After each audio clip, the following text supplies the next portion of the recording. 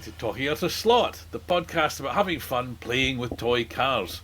I'm Scott. And I'm Nick. And it's a varied show this week.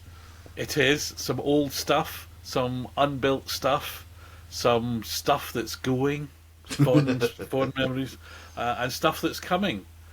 So shall we start with start with the thing you told me that you won, because I think that's an interesting story. Okay, yeah, I won.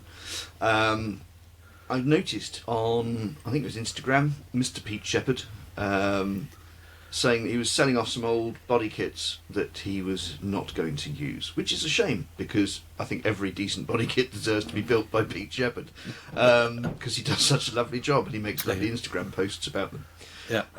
So amongst the many treasures on there were 3 kits and they were all starting at 99p. So there were 3 kits that I quite liked the look of. There was a Maserati 8CM, pre-war Grand Prix car, and I thought, I could do that as Whitney Straight. That would be good.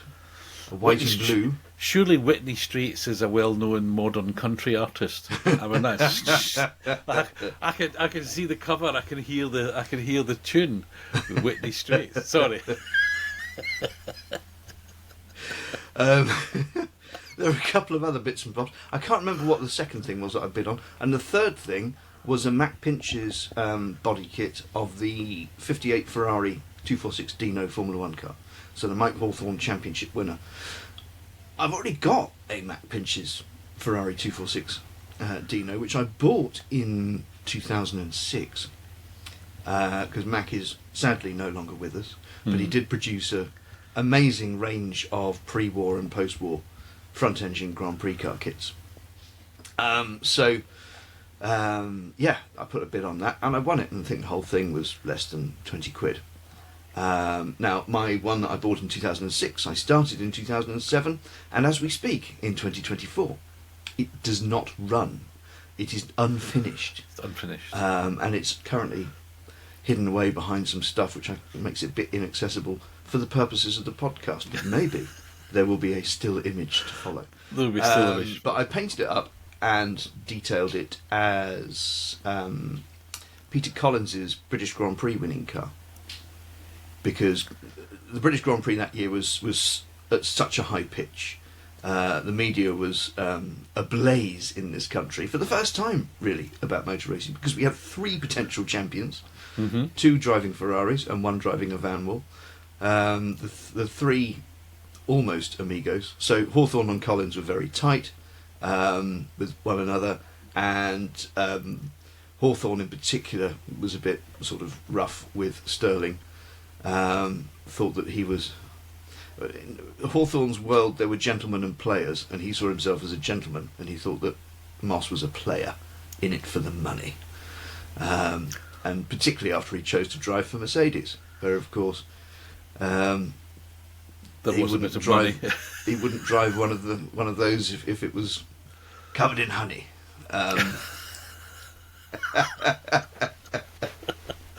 Yes, I can imagine. Don't drive a Kraut car was his motto. But he was. I mean, not to delve into the 1930s politics, but the Italians weren't exactly sweetness and light liberals at that point, really.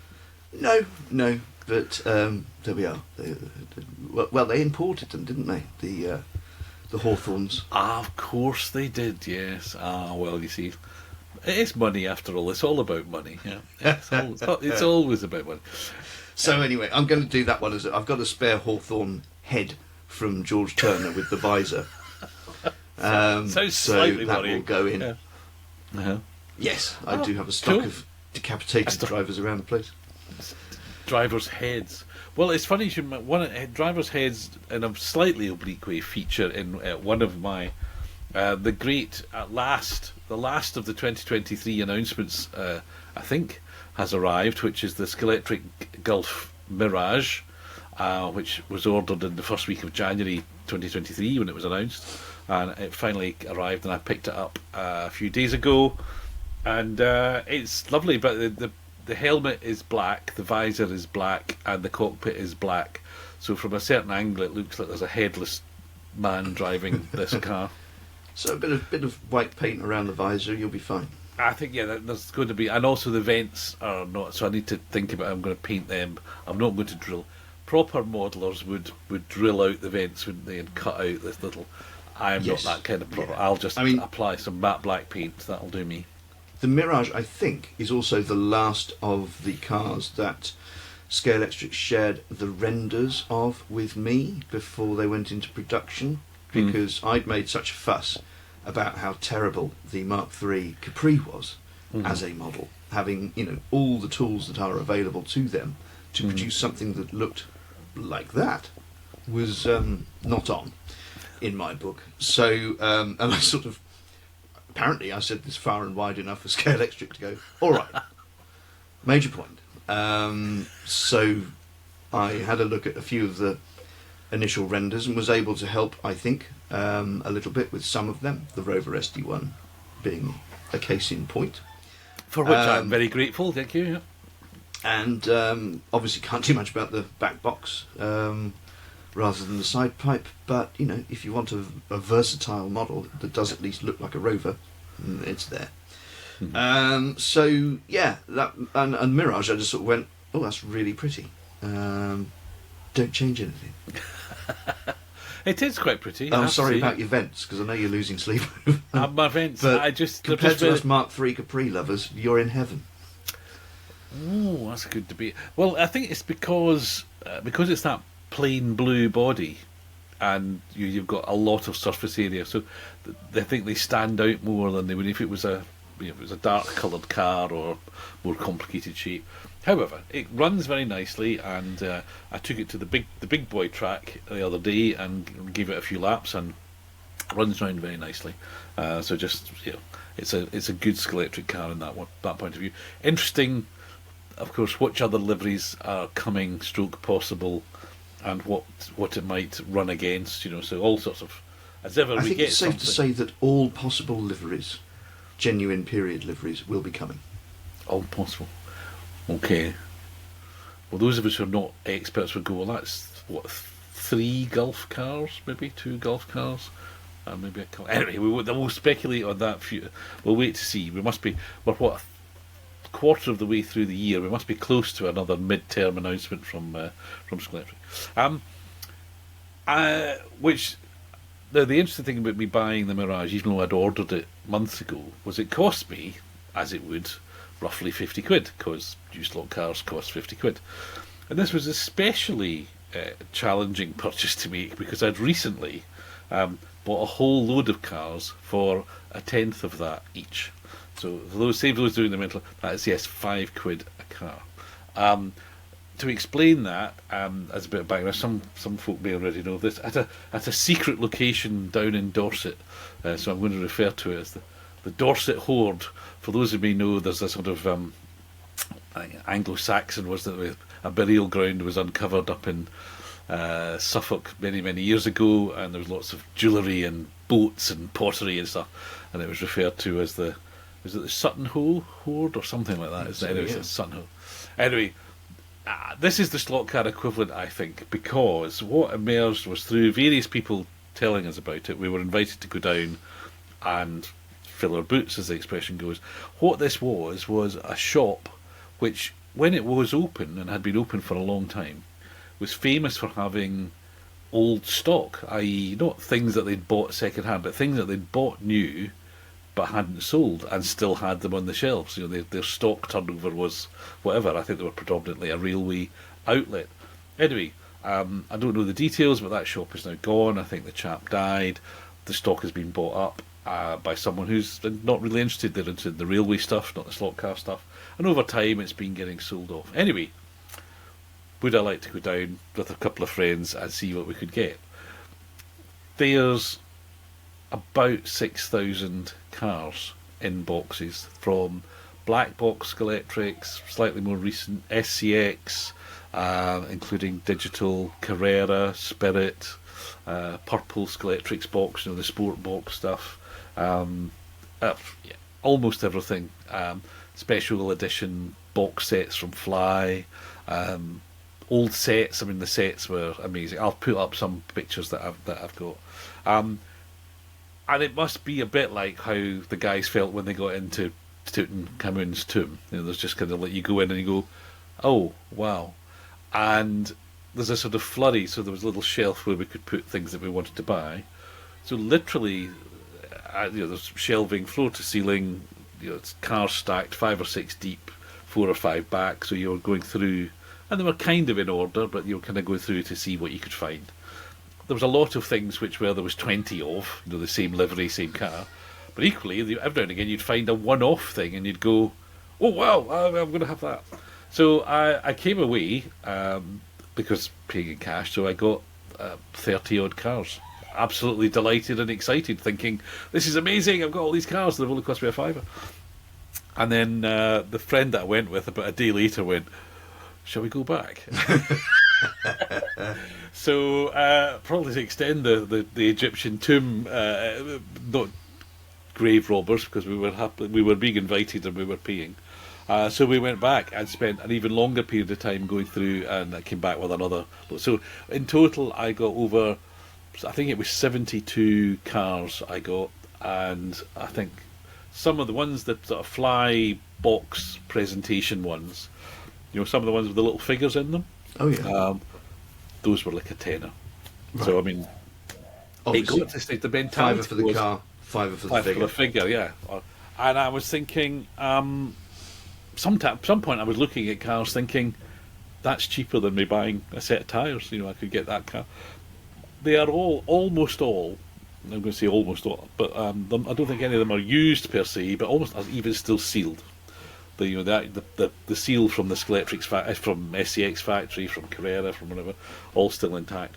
So having got them all, and it's like being a kid at Christmas. I'm seeing all these cars, and I'm almost slightly too scared to kind of dive in and start doing. So I'm going to try and sort of treat myself and do them one at a time and savour each one as I undo it. I'm quite excited.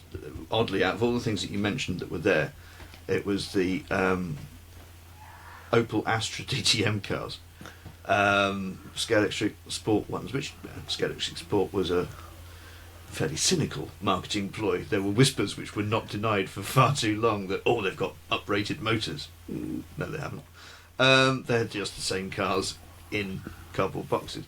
But I do have such a soft spot for the Astra G coupe and convertible, because it was one of the last proper, significantly over-engineered German cars, like the old W123 Merc and up to Mark 1 to 4 Golfs, things like that, which will be around long after we've gone.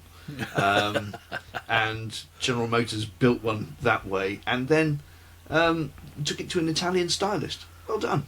So, always a fan of those two-door Astras. Okay, well, I wish I did get you a couple of things, as you know, but that's very kind. Thank which you. I look forward to unboxing. Well, it's less than the price of a pint practically. This is where it's sort of, and that was one of the strange psychological things. I gathered together this lump of cars, and I'm going, I have to put some back because I can't and then you turn around and you look at a car and you go, it's only £5. Something you wouldn't necessarily have given, and I didn't buy this, but it's a good example. So there was the Fly convertible Corvette with the 2 women figures in it, yeah, which I guess was a Thelma and Louise kind of reference, if not actual vaguely, copy. yeah. And it's quite a nicely done thing. The paint finish is lovely, the car model looks good, the figures look good. I would never in a month of Sundays even thought to buy one of those because it's not a race car or whatever. And I just found myself going, yeah, I could just get a £5. I'll regret not buying it if it's fine. Anyway, I didn't. But as an illustration of how it goes, so it's great. I think everybody's happy. I think the guy who he wants to clear this out, and slowly but surely it's happening. So can't reveal. Please don't ask me where it is because I can't tell you. But it was an amazing experience. Not down, you're not coming in. But it is an interesting thing having come back from it going, will I ever pay £50 for a slot car again? And of course, that question got answered fairly quickly because the Gulf Mirage came into stock. But it's slightly different because I had pre-ordered that, how many months ago? 15, 16 months ago. So it's amazing. So yeah, let's say, the filling the dining room table at the minute. That's the other challenge. It's all very easy to go, I can afford all these cars. Well, ish. And I've got to find space for them. And Carrera boxes and Ninko boxes and Carrera, Ninko and Spirit are in big boxes.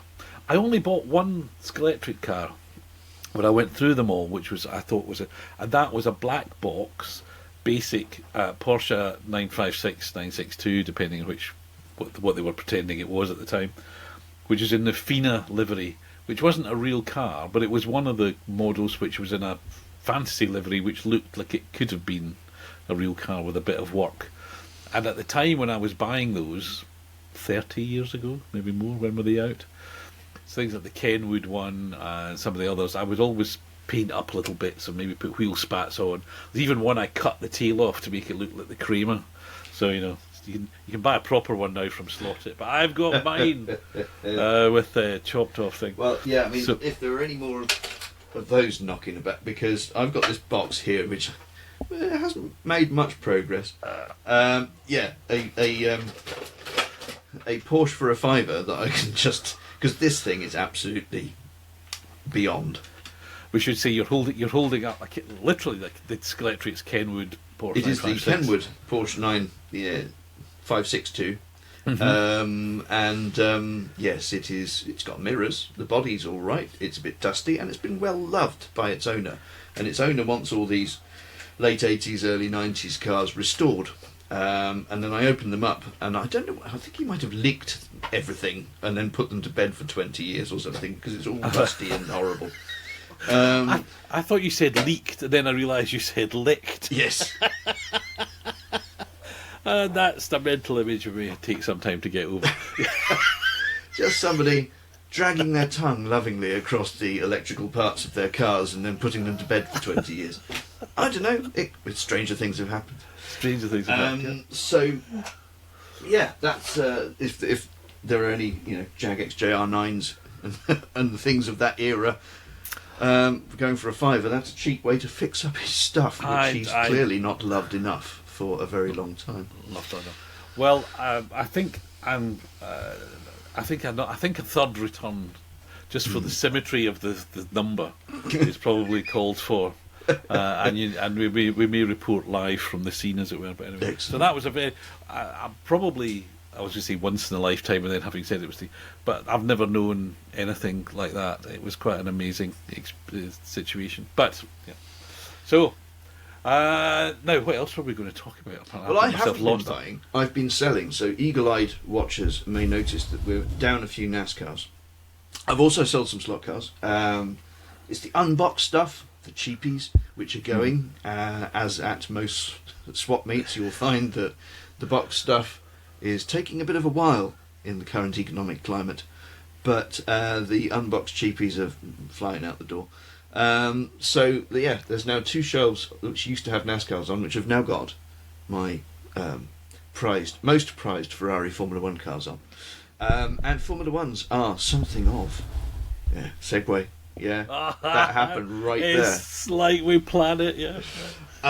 So AGM's coming up, but for our club, and the main topic of conversation of late, as we basically arrive to rubber stamp the decision taken by the members, is that we're bringing in Polycar Formula 1s to our existing Fly and Scalextric Formula 1 class, which means all the Fly and Scalextrics are going to have to get dumped into a bin because they're not Polycars. So, very limited range still. So Maurizio and Mr. That Conti Roland need to up their game, up their numbers, and not make cars that drivers were killed in, for one thing, because that's just off. And secondly, you need a bigger range. All right. because there's only, 5 cars, I think? March 701, Lotus 72, Ferrari 312 B3, and a couple of BRMs, which are basically the same.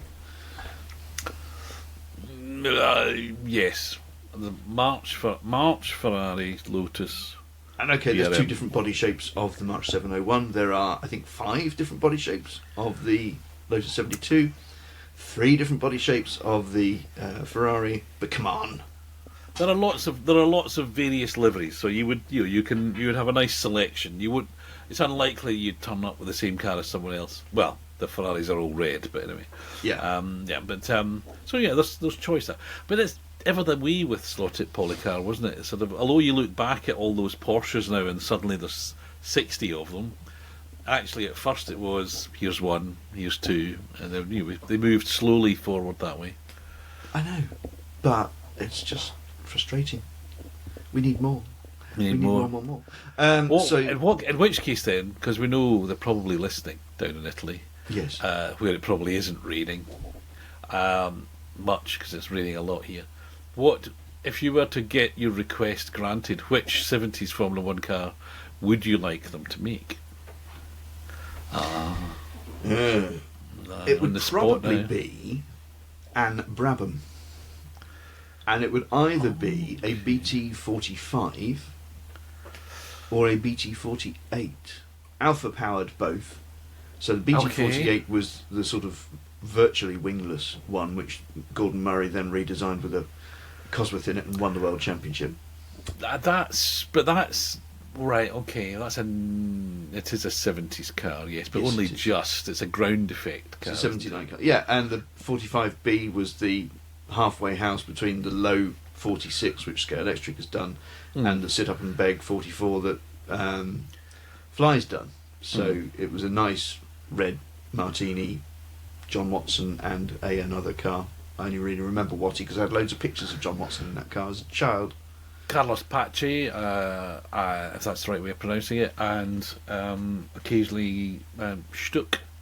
I think Stuck was because Stuck was yeah. drafted in as a replacement when Pace was killed, wasn't he? There you go. Yeah. So.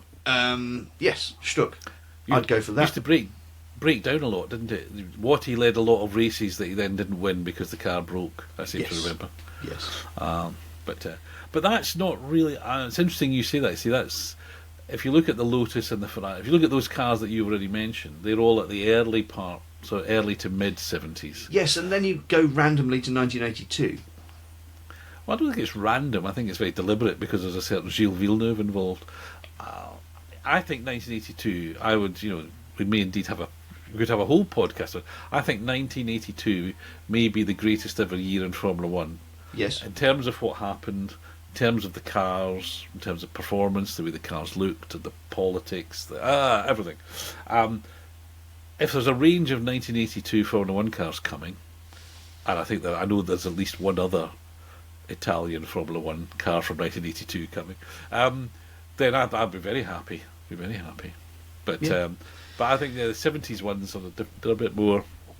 It's the great open goal waiting for Scalextric to hit with a twin pack is the Austrian Grand Prix, Lotus 91 and Williams FW08. The De Angelis Rosberg separated by a cigarette paper. Fractions of a second, and then they could make a Rosberg World Champion one in a green case. That's true. We could have a Mansell car because I think was Mansell in the Lotus as well. Well, there you go. More free product strategy advice to car companies, courtesy of.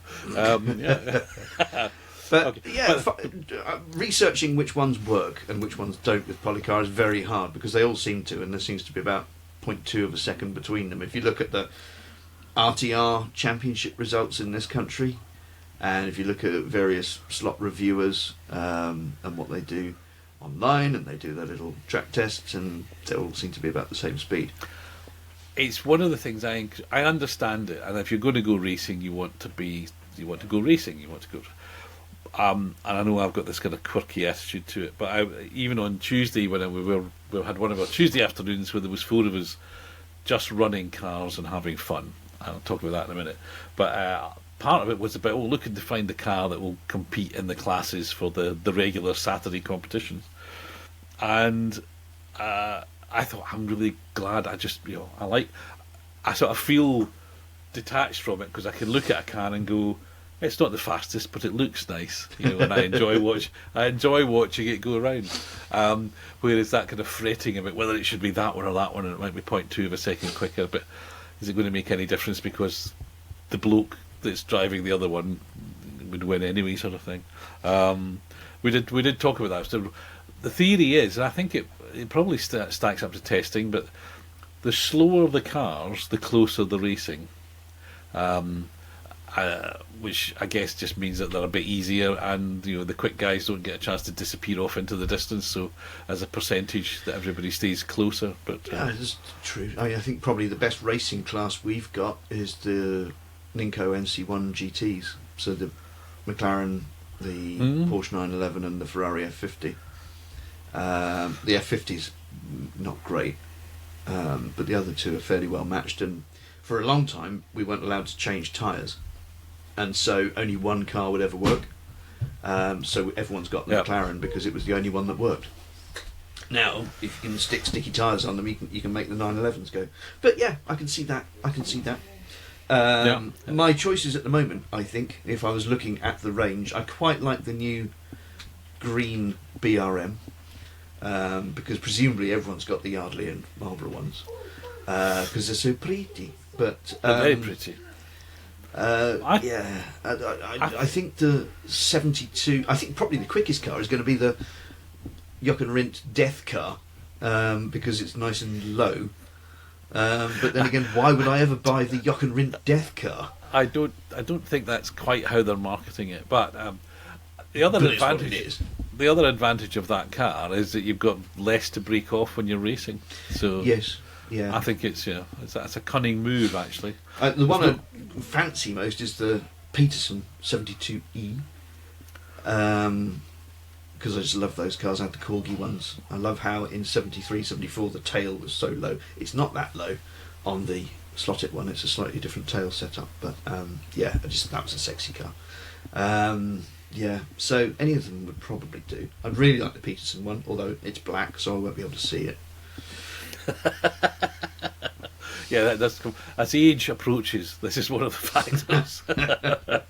Actually, going back to the Dorset Hoard, one of the things I helped pull out with the guy I was with Jim, where it was lane cars for one of his clubs, and we were looking for fly racing Evo 2 Porsche 911 GT1s. So we were trying to find them in the red, yellow, green, whatever. Amazing for a $5 for those, and I happily sorted them out. I didn't get any because they're not my kind of thing. They're not models. They're racing models, but they're good. Just going back to talking about running slow stuff. Having taken the Mirage round to give it a run on the big track, it inspired me. It reminded me, of course, of my other Mirage, which was a Vanquish MG. Never did work out what the MG stood for. It certainly wasn't Morris Garages.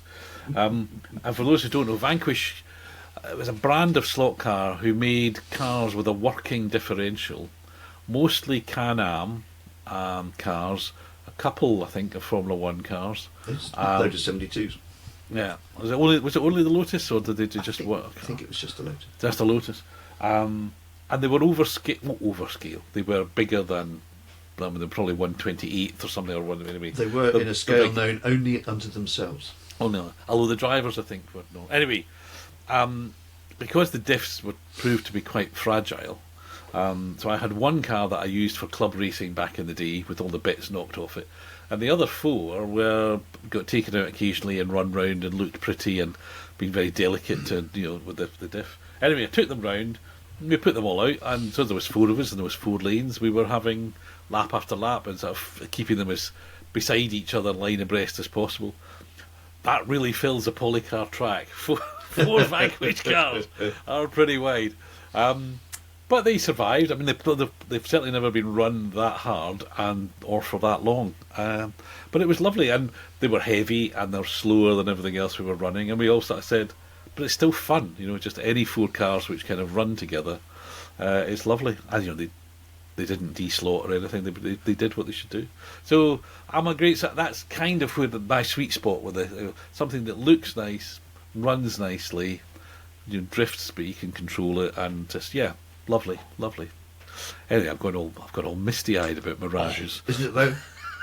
What's for tea, Mum? Beans on toast. No, it's oops. I can't see it. You've got the accent. I'm having oops. I'm having oops. There you go. See, I need to hear it to know how to do it. Oh, right. Well, this dear listener, hopefully, if you've got this far, and we're amazed because we're still having technical difficulties. So the fact that we've got into however far we've got is amazing if it's worked. So I think we should probably not chance our luck any further. Unless you've got something. What are you looking? Is there anything you're particularly looking forward to in the upcoming? Well, there might be some news. We might have a new sort of feature on the pod. Are you going to give that away now? Or I'm not going to give it away now. But, okay. It depends how negotiations go this week. But the chap involved is apparently on holiday. So, but we might be building some kits. When you say come on, mate, I will. When you say we, I won't be doing any of that. But yeah, I'll be looking on and.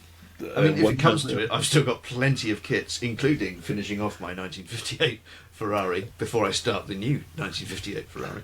There's plenty of kits that can be built on this channel.